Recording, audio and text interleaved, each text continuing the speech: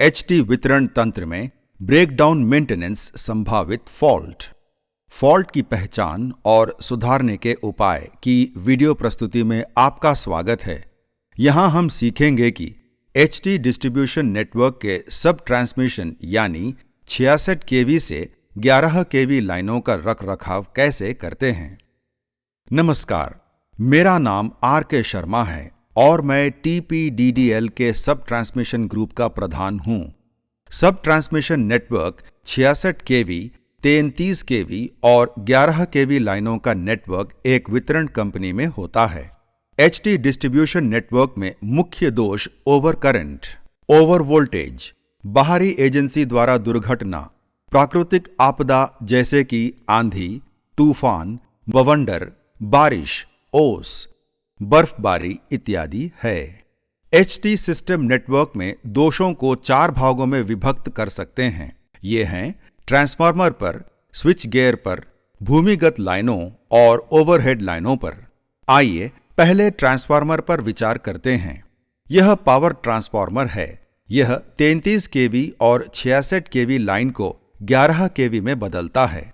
11 केवी की लाइन आगे वितरण के लिए जाती है और क्षेत्र में लगे डिस्ट्रीब्यूशन ट्रांसफार्मर या डीटी से जोड़ दी जाती है। यहां आप पावर ट्रांसफार्मर के अंगों और उपकरणों को देख सकते हैं। यह 11 केवी 250 केवीए का लोकल डिस्ट्रीब्यूशन ट्रांसफार्मर है जो कि बाहर सबस्टेशन यार्ड में लगा है।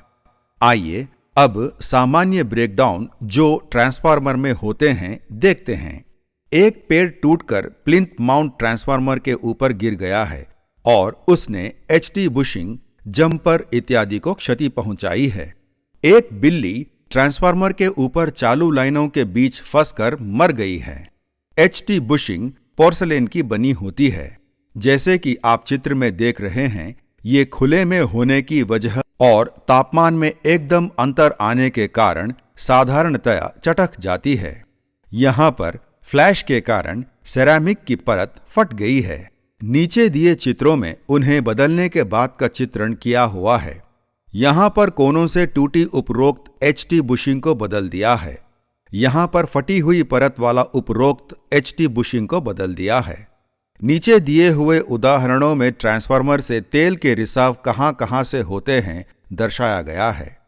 वाल्व से तेल का रिसाव और उसे कैसे ठीक करते हैं। इस चित्र में तेल का रिसाव वाल्व से हो रहा है, हालांकि वाल्व सील और लॉक है। प्लग और वाल्व के नट बोल्ट टाइट करने से रिसाव बंद हो गया है। प्लग की लाइनिंग सूख जाने के कारण तेल का रिसाव हो रहा है। प्लग पर नई लाइनिंग लगा दी है और तेल का रिसाव बंद हो गया है। तेल का रिसाव टैप चेंजर से हो रहा है। टैप चेंजर का गैस्केट बदलने के बाद तेल का रिसाव बंद कर दिया है। एमसी लगाने से तेल का रिसाव नहीं रुकता है।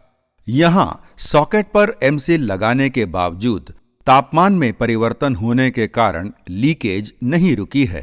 प्लग पर नई लाइनिंग लगाने के बाद तेल का रिसाव रुक गया है। इसी प्रकार गैस्केट की लाइनिंग जो कि प्लग पर प्रयोग की गई थी, लंबे समय के बाद यूवी इफेक्ट के कारण खराब हो जाती है। इन्हें समय अनुसार बदलना पड़ता है। चित्रों में दोनों स्थितियों को दर्शाया गया है। पहले खराब होने की स्थिति और बाद में गैस्केट बदलने के बाद ठीक होने की स्थिति। यह एलटी की बुशिंग है जिसका गैस्केट खराब हो गया है। यहां नई गैस्केट लगा दी गई हैं। एलटी बुशिंग की रॉड को बाहर निकालकर खराब गैस्केट बदला जा रहा है। एलटी बुशिंग से गैस्केट बदलने की प्रक्रिया चल रही है। ऑयल लेवल इंडिकेटर से तेल का रिसाव हो रहा है। ऑयल लेवल इंडिकेटर में गैस्केट बदलने के बाद की स्थिति। ऑयल लेवल इंडिकेटर में गैस्केट बदलने की प्रक्रिया चल रही है। एचटी बुशिंग के कॉलर से तेल का रिसाव। एचटी बुशिंग के कॉलर के नीचे गैस्केट खराब हो गया है, इसलिए तेल का रिसाव स्पष्ट दिखाई दे रहा है। अब एचटी बुशिंग के कॉलर के नीचे गैस्केट बदल दी गई हैं। ऊपर आपने ट्रांसफार्मर के हिस्सों में होने वाले तेल के रिसाव को देखा। आइए अब हम ट्रांसफार्मर पर होने वाले अन्य प्रकार के डिफेक्ट या खराबी के बारे में जानते हैं और सीखेंगे कि किस प्रकार उन्हें ठीक किया जाता है। यहां HT बुशिंग पर भड़ाका हुआ है, फ्लैश के निशान बुशिंग के ऊपर दिखाई दे रहे हैं। HV और LV की बुशिंग। बुशिंग में कोई दरार, फूटी हुई, ओवरहीट के निशान, फ्लैश ओवर के निशान तो नहीं है। ऐसी स्थिति में बुशिंग को बदल देना चाहिए। तेल के रिसाव होने पर टाइट ऑयल सील कैप का इस्तेमाल और गैस्केट का इस्तेमाल करना चाहिए। तेल के रिसाव को रोकने के लिए कभी भी एम सील नहीं लगानी चाहिए, क्योंकि यह फ्लैश ओवर का कारण बनती हैं। टॉप प्लेट से तेल का रिसाव होने पर नट और बोल्टों को तिरछा टाइट करना चाहिए। अगर जरूरत है तो गैस्केट को बदल देना चाहिए। पाम कनेक्टर की सतह में लूज कनेक्शन के कारण पड़ने वाले गड्ढों को रेकमाल से साफ कर देना चाहिए। ब्रीदर। गुलाबी हुई सिलिका जेल को नीली जेल से बदल देना चाहिए। सिलिका जेल से भरने के बाद ब्रीदर को कस के एयर टाइट कर देना चाहिए।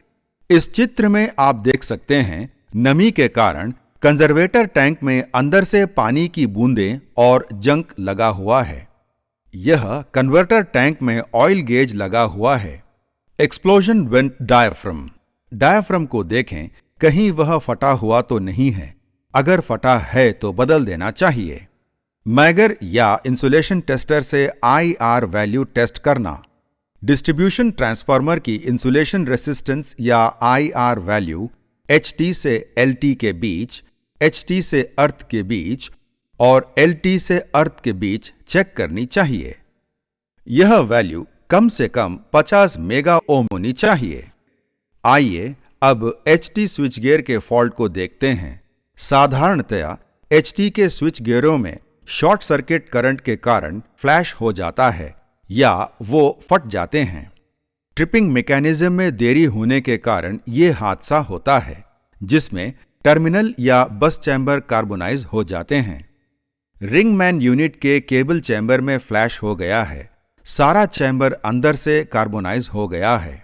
OCB यानी ऑयल सर्किट ब्रेकर ट्रिप हो गया है और फ्लैश इसके केबल से आउटगोइंग टर्मिनलों के पास शॉर्ट सर्किट के कारण हुआ है। फॉल्टी केबल को स्विच गियर से अलग कर दिया है। आइए अब हम कितने तरह के fault switch gear yard switch gear में होते हैं और उनका रख रखाव किस प्रकार होता है, यह सीखते हैं। HT सिस्टम में ज्यादातर OCB, वैक्यूम और SF6 के स्विच गियर इस्तेमाल होते हैं। यहां आप एक स्वस्थ आउटडोर RAMU रिंगमैन यूनिट को देख रहे हैं, जिसके दोनों साइडों में आइसोलेटर लगे हैं और बीच में OCB है। हॉटस्पॉट के कारण आइसोलेटर क्लैंप पर पिघले हुए गड्ढे हो गए हैं। पाम टॉप कंडक्टर की बस बार पर हॉटस्पॉट। बस बार की प्लेटों में सल्फेशन हो गया है, जो कि लूज जॉइंट के कारण यह हॉटस्पॉट बन गए हैं। सर्किट ब्रेकर के कनेक्शन पर हॉटस्पॉट। सल्फेशन के कारण सर्किट ब्रेकर की प्लेट खराब हो गई है। जॉइंटों पर हॉटस्पॉट। आइसोलेटर के फिक्स कॉन्टैक्ट लूज कनेक्शन के कारण जंक लगने के कारण खराब हो गए हैं। 33 kV स्विच यार्ड का रिले और कंट्रोल पैनल बोर्ड। 11 kV का switch gear panel board. 33 kV का outdoor circuit breaker. 11 kV vacuum circuit breaker का आगे वाला हिस्सा, जिसमें ऑन ऑफ का बटन और हैंडल लगा है। 11 kV वैक्यूम सर्किट ब्रेकर का पीछे वाला हिस्सा, जिसमें बस चैम्बर पर जुड़ने वाले फीमेल कॉन्टैक्ट इंसुलेटर के साथ दिख रहे हैं। स्विच गियर के अपने समय से पहले खराब होने के कारण हैं प्रदूषण। यह मुख्य रूप से इंसुलेटरों की विशेषताएं और धातु से बने हिस्सों को खराब करता है। औद्योगिक क्षेत्रों में या नाले के निकट जो तेजाबी वाष्प देते हैं, इनसे जंक लग जाता है। वातावरण। यह भी नमी के कारण उपकरण के इंसुलेशन को प्रभाव डालता है, मुख्य रूप से जब पैनल के अंदर लगे हीटरों को चालू नहीं करते। उपकरण पर लोड। अगर उपकरण पर उसकी सुरक्षित सीमा तक लोड डाला जाए तो वह लंबे समय तक काम करते हैं। अगर उपकरण अंडरलोड या ओवरलोड पर चलता है तो उसकी आयु सीमा कम हो जाती है और जल्दी खराब हो जाता है। रखरखाव की प्रक्रिया। उपकरण के लंबे समय तक काम करने के लिए नियमित रखरखाव एक अहम भूमिका निभाता है।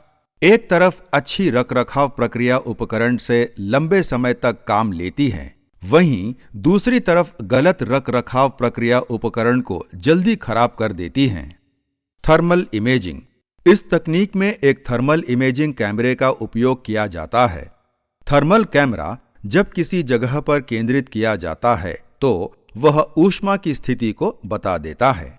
यह उपकरण स्क्रीन पर उसका चित्रण कर देती है।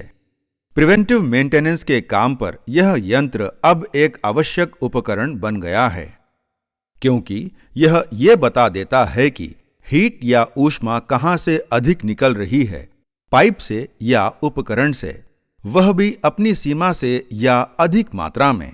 उदाहरण के लिए, जब हम थर्मल इमेजिंग कैमरे को सर्किट ब्रेकर पर लगाते हैं तो टेक्नीशियन यंत्र को सारे सर्किट ब्रेकरों पर केंद्रित करेगा और स्क्रीन पर चित्रों का परिणाम बताएगा कि किस सर्किट ब्रेकर से अधिक ऊष्मा निकल रही है। इस प्रकार यह पता चल जाता है कि अधिक ऊष्मा देने वाले सर्किट ब्रेकर में कोई खराबी है। इस समय सर्किट ब्रेकर को ठीक करने या बदलने में बहुत कम खर्चा आएगा। अगर हमने इसको लंबे समय तक ठीक नहीं किया तो परिणाम स्वरूप बहुत बड़ी क्षति हो सकती है और खर्चा भी बहुत अधिक हो जाएगा।